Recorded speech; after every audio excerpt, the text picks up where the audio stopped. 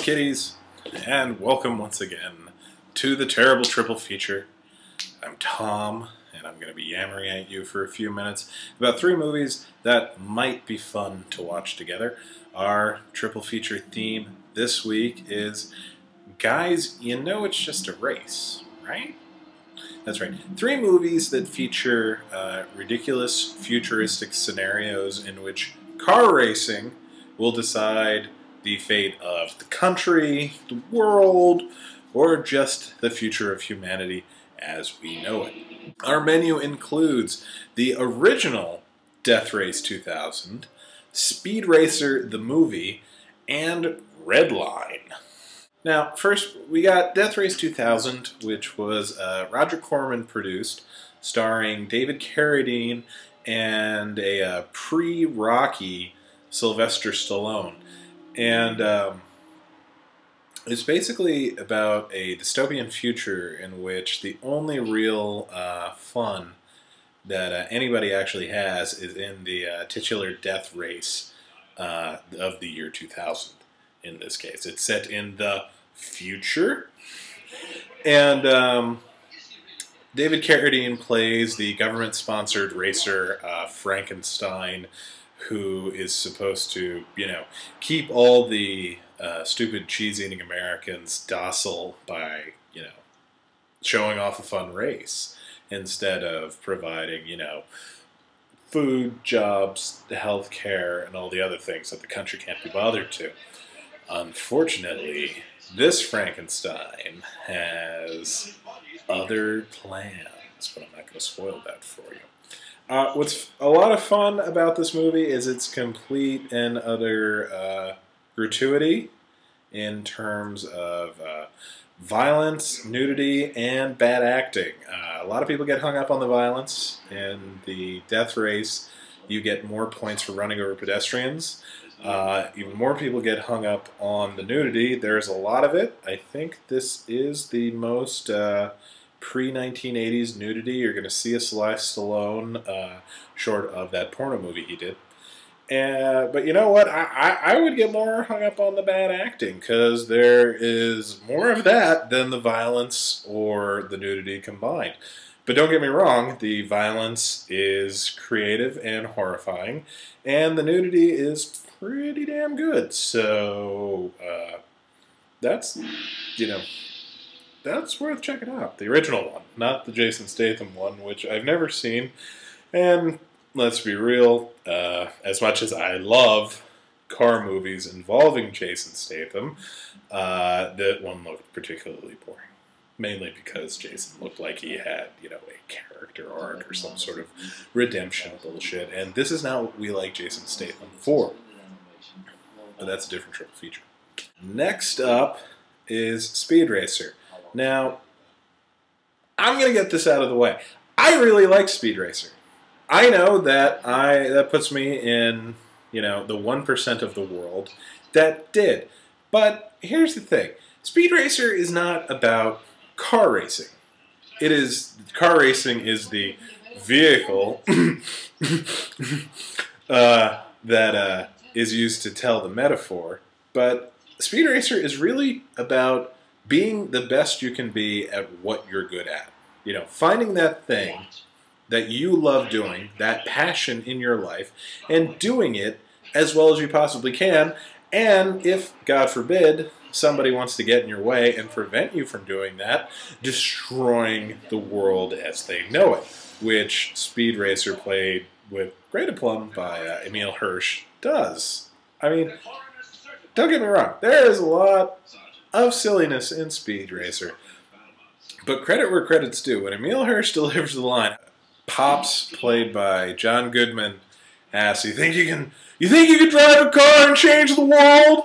Emile Hirsch nails it when he comes right back with, "It's all I know how to do, and I gotta do something." And that is the central line of the movie.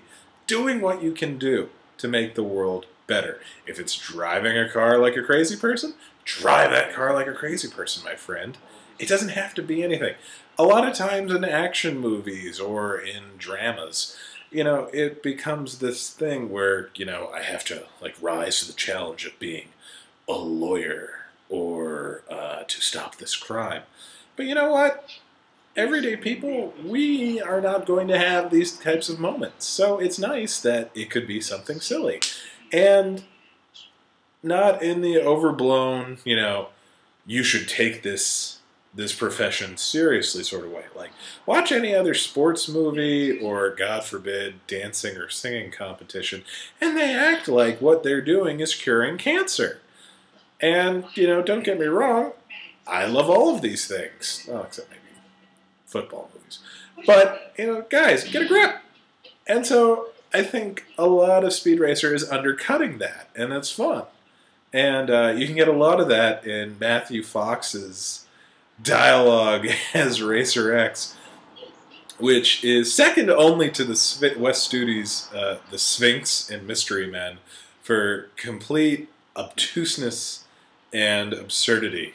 I think one of my favorites is Racer X is having a heart-to-heart with Speed. You don't climb into a T-180 to be a driver. You do it because you're driven. What in God's name does that mean? I have no idea. And also, I think the Wachowski siblings, Andy and Lana, deserve a lot of credit for storytelling ability and editing, especially in that during that opening race sequence.